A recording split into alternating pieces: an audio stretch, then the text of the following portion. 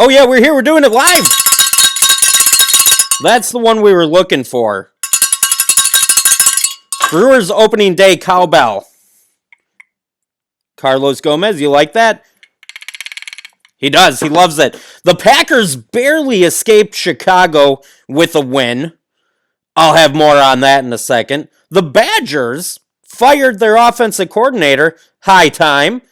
They almost got out of town with a win over the number one ranked team in the country. So what the hell's going on with that? We'll talk about the Badgers here as well. Welcome to the Wisconsin Family Podcast. I am Aaron. You can follow along on Twitter at Wisconsin_fam. TikTok. Look us up. Wisconsin Family. Look it up. YouTube.com/@WisconsinFamily1, which is where the podcast is housed. Stop moving. What's going on? All right. We'll leave it there. We'll give one ring of the bell for the Packers getting a win. So Carl Brooks should be paraded around Lambeau Field today in the facilities. You know those things that they carry like kings and queens on? Goes on the people's shoulders. You got 4 of them. They sit in the middle.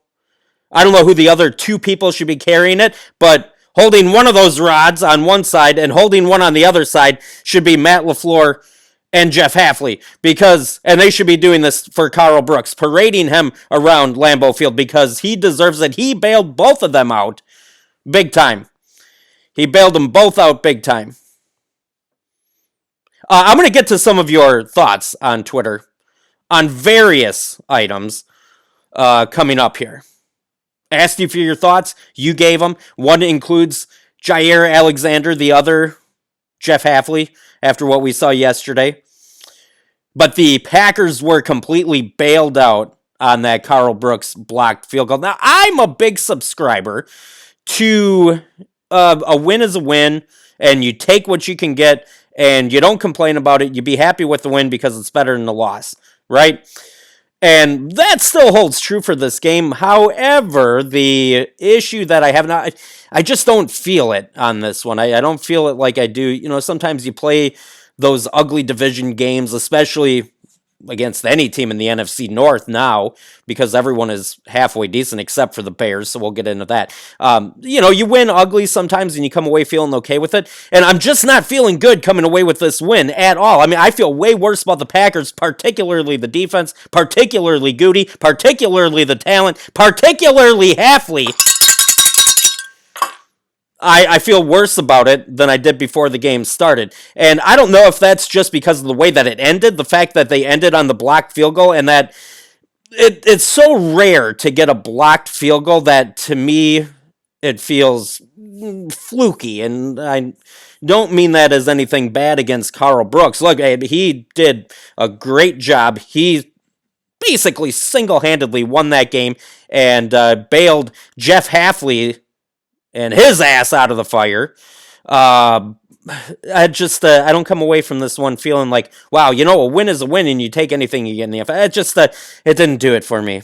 The Packer defense should be completely and utterly embarrassed by the way that they played against a train wreck of a Bears offense. You see my dog in the background? She might come over in a minute. Supper's ready, Lacey. The Packer defense ought to just be completely embarrassed by the way that they played. The Bears are a complete train wreck.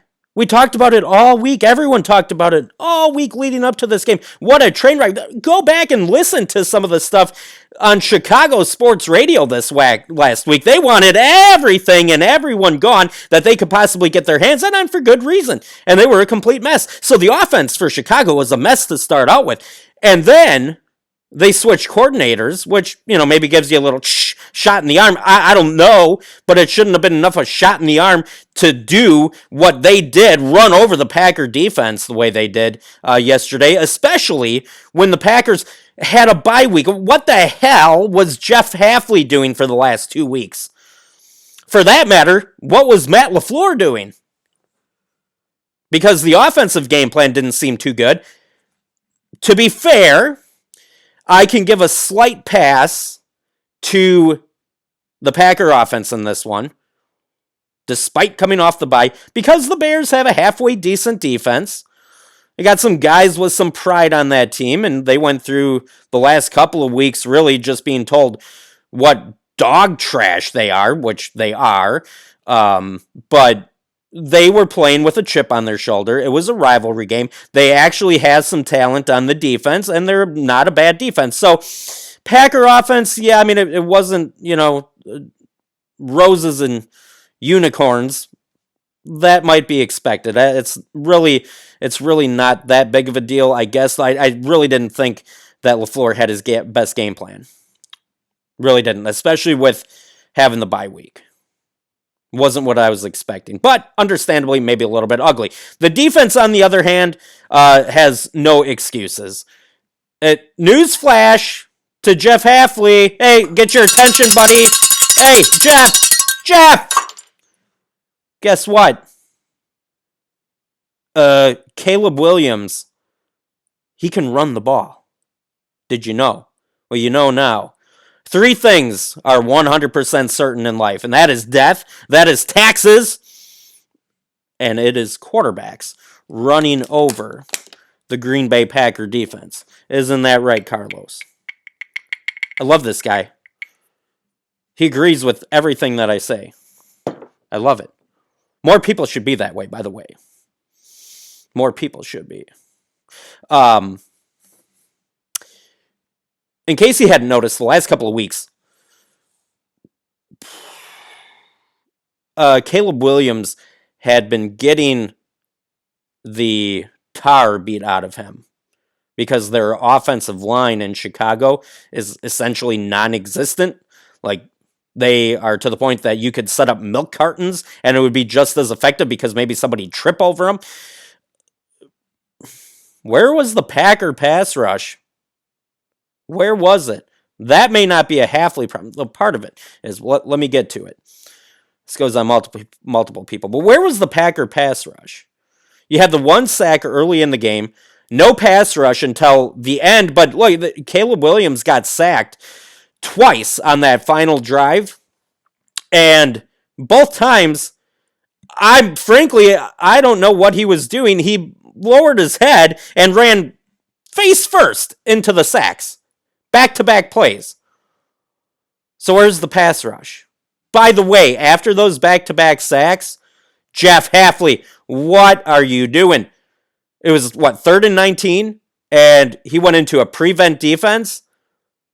Essentially gave him the first down, made it a 4th and really short. Which we'll get into that too, because the Packer defense was not good on 3rd and 4th down. Didn't stop Chicago once on 4th down. But you basically gave him the first down, made it an easy 4th down, got him into field goal range with all of that. Why you went into prevent when you actually got sacks, be it face first into him or not from Caleb Williams? You finally got a couple of sacks on the previous plays. And what are you playing back for? Especially when you know that this rookie quarterback has taken a beating. He's taken a beating, getting his brains bashed in all year, and the game's on the line, and the guy already is probably seeing ghosts because of the past experience that he's had so far. And you sacked him on back-to-back plays. Again, a rookie. You probably have him rattled. Game's on the line, and you say, "Oh, let's let him breathe. Let's let him take it easy." What are you doing? Whatever. Dumb. Yeah, 3rd down, not great by the Packer defense either. By the way, it was like 25 straight drives. It was a month's worth where the Bears hadn't scored a touchdown, and then they score on 2 out of 3. Not good. The defense is not fixed, ladies and gentlemen. The defense is not fixed. We'll get back to him in a second. Oh, but here's the thing. I don't have the numbers in front of me. Right down here on my list.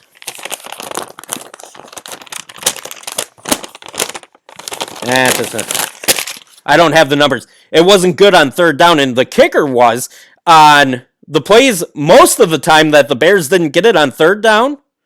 They went for it on 4th down and then got it every time. So the conversion rate for the Bears to not have to send the punter out there was very high. Jordan Love threw another interception. This one I don't think was bad decision. I mean, it was an overthrow. Overthrew it. Who was that? I was going for Kraft, right? By the way, where was Kraft? Any game plan for him? No, guess not. LaFleur, what the hell were you doing for the last 2 weeks, pal? Anyway, Love's interception. He throws the pick, right? Not a bad decision, per se. But the overthrow in that situation, can't have it. Bad decision or not, you can't have that throw in that situation. It all works the same. You might as well have threw it into triple coverage or thrown it right to a defender because it caused a potential 14-point swing, maybe more, since the Bears got the ball to start the second half. But Packers should just be embarrassed by the way they played on defense in particular. The guy who's earning his paycheck, because there are a lot. There are a lot of guys who are not earning their paycheck. Alexander, Rashawn Gary. Anyone see Kenny Clark yesterday? Somebody who's earning their paycheck and is the offensive MVP. He is the most important piece on the offense. And that is Josh Jacobs.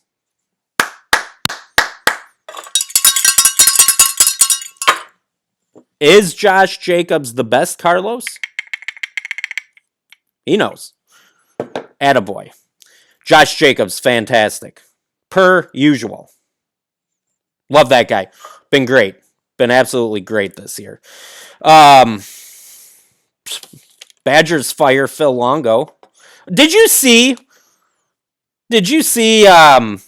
what Halfley said? Where was it? I didn't plug it in before I started this. We may have to cut this short. Low battery. Your Mac will sleep soon unless plugged into a power outlet. Got a reliable here. Is the computer going to die? Absolutely. Oh, no, we got to get out of here.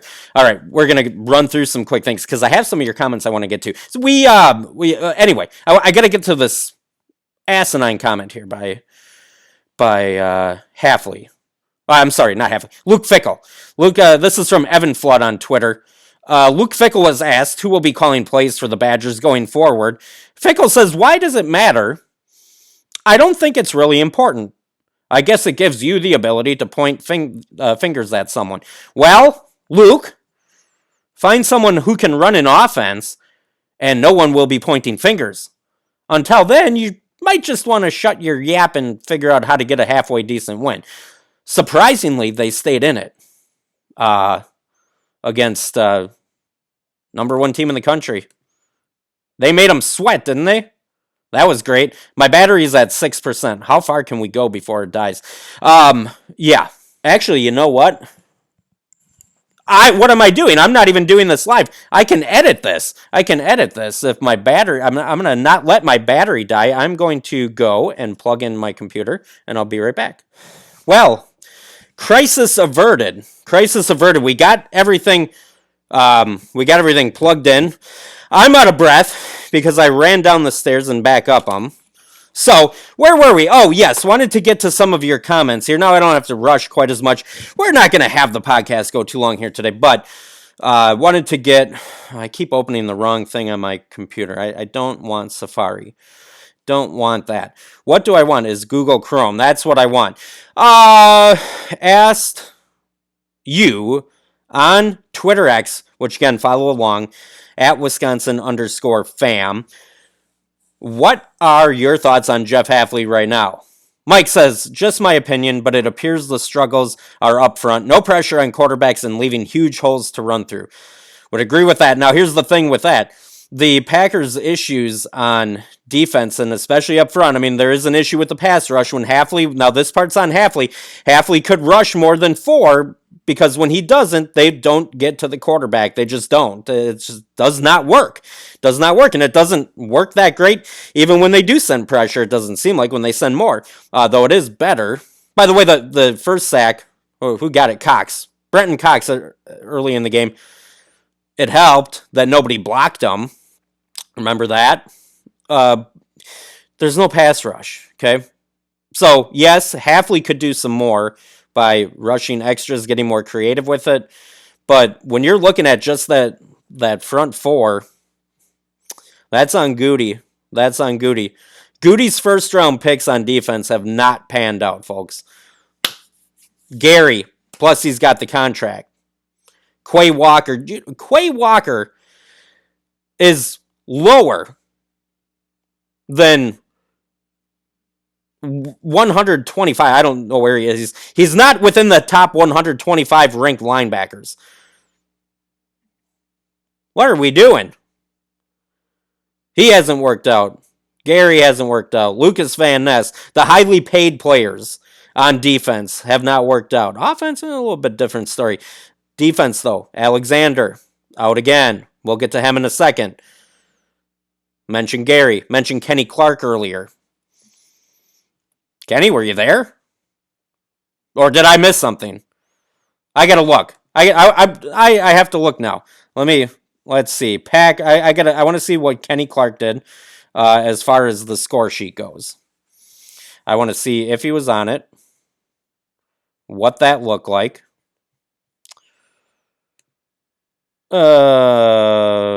Packers Bears. Here we are. What a thumping the Lions gave the Jaguars. Now that's what the Packers should have done to the Bears. Shouldn't have come down to no last second block of a field goal. Okay, player stats. Let me see Packers defense here. Where are you? Where are you? Who was I looking for again? Oh, that's right. Kenny Clark.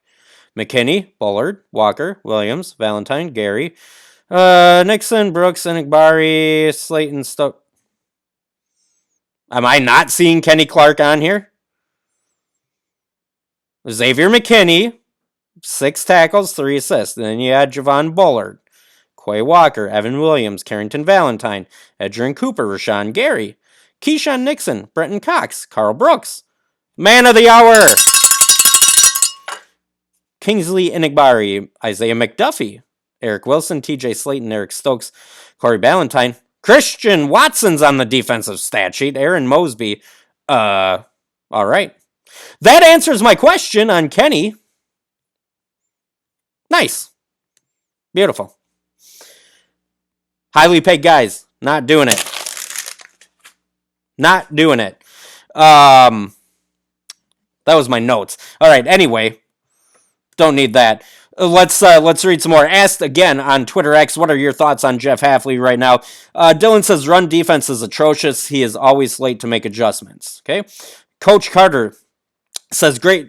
Jeff Hafley, great coach. He calls the right plays and puts his players in position to make plays. He's lacking the proper personnel to execute his plays. Let's see. We got Ole. Says first year implementing his system. My goodness. First year implementing his system. I think things are moving in the right direction. Yesterday was definitely a setback. As Deno says, yesterday was a mess. Could be a reason for worry, but I think it's more the guys or lack thereof. No cornerbacks. Rashawn/Kenny and Rashawn and Kenny even disappeared. Kenny Clark, we were just talking about him. Quay Walker is still a major disappointment. Talking about him, too. Not to worry about Hafley this year. Year 2, it'll be more fair to look at him. Williams says, love what he's done overall. Would much rather see this feast or famine defense with no D-line help over the nickel and us die. Okay. Much rather see this feast or famine defense with no D-line help over the nickel and dime us Joe Barry defense. I'm okay not having Joe Barry in any sense of the word. Don't want Joe Barry. Don't even bring that name up, please. So that was some reaction to what do you currently think of Jeff Hafley. I also asked the same question. I'll get to it in a second. What do you think of Jair Alexander right now? And I'll get to those comments here in 1 second. I just want to mention this. Before the season started this year, I thought next year would be the year that the Packers would have a real shot at winning the Super Bowl. I thought that this wasn't going to quite be the year yet. Second year of Love. He's still figuring some things out. He's a young starter yet, even though he's been in the league for a handful of years. It's only his second year starting. But I thought this year would be another stepping stone year, and more than likely next year is when they would take the leap to real legit Super Bowl contenders. That being said, I'm not real thrilled with the record right now, as particularly just because of the way. I mean, like I'm happy with the record, but I'm not happy just because of the record. So the way that they've played has kind of dragged me down because I was expecting better things. Not a Super Bowl, so don't misunderstand. I wasn't expecting a Super Bowl from this team, but I was expecting this record, but I was expecting them to look better, hoping they would look better than they have so far to achieve this record. I don't know. It's the Love interceptions and what appears to be glaring weaknesses on defense when it comes to talent. So that is one area where Goody has just not been good. Is this changing the... It is, isn't it? It's making me brighter. We're all sorts of messed up here. Okay. Wanted to get your comments here as far as Alexander. Jair Alexander, what are your thoughts on him right now? Cass says, more cayenne pepper water. Wait, that didn't quite work for A-Rod, did it? Oh! What happened? What happened to New York? If only someone could have seen it coming. Yeah. Back to Alexander. NFL Packer coverage on Twitter says Jair has been hampered by the training staff, not injuries. Green Bay has been too protective of him, not playing him unless they need him. That's an interesting take because a lot of people feel the opposite.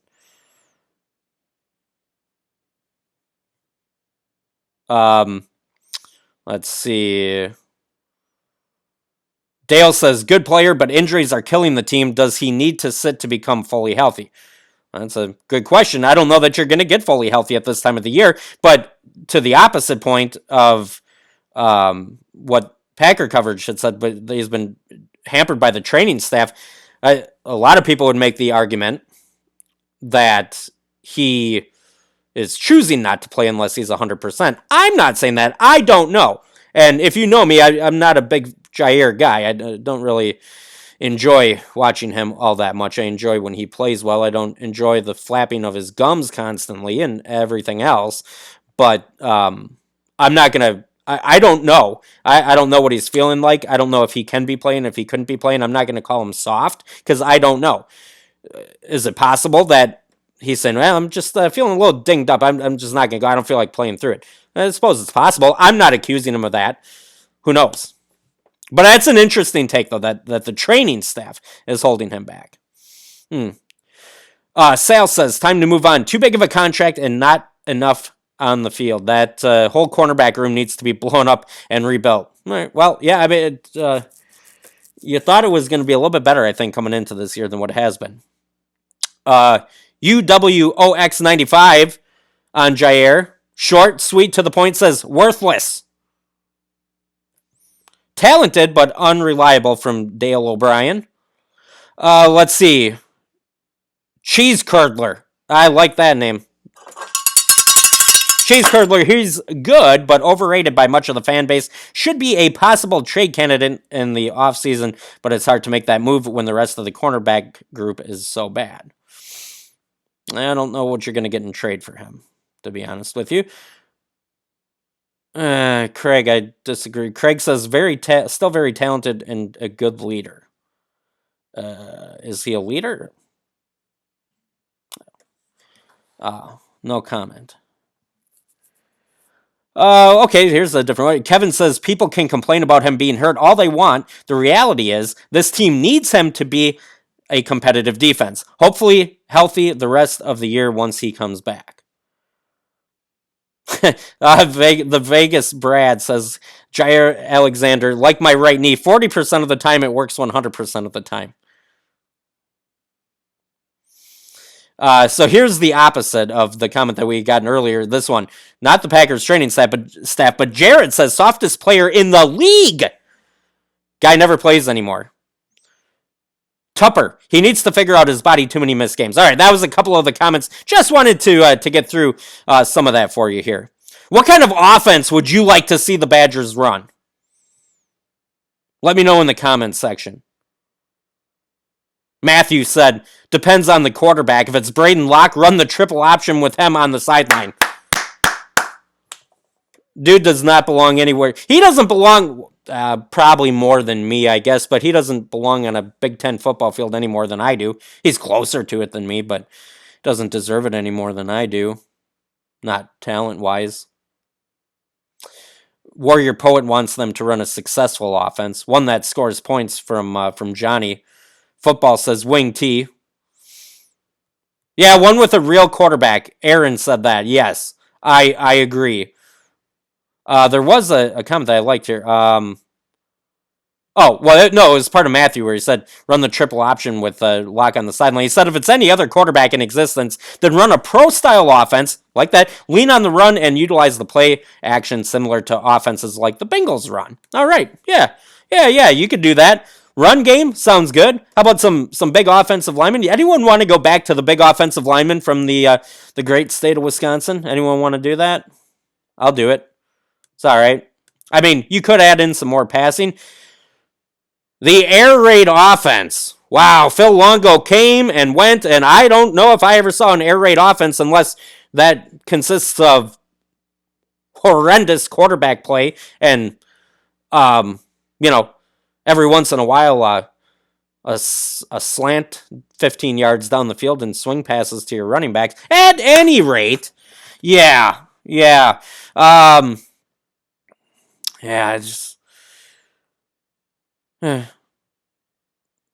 What did you guys think? I didn't like it.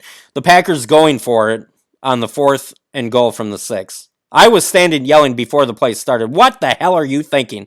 And it didn't work. By the way, if Jordan Love is going to continue he didn't do it as much yesterday, but if Love wants to continue to play F-it ball and just throw it, you got to start going to Christian Watson more. All right, we're going to get out of here. All right. You can always follow along on Twitter X at Wisconsin_fam. That's at Wisconsin_FAM. Make sure you go to YouTube and subscribe there. YouTube.com/@. That's the @ at Wisconsin Family 1, the number 1. Okay, that's simple. TikTok, Wisconsin Family. Search for it. You'll find me. You'll find me right there. All right, appreciate you guys. We'll be back later in the week. Packers got out with a win. I guess we'll take it. Things aren't going to get any worse for the Badgers firing the coordinator. So, adios. Have a good night. Thank you.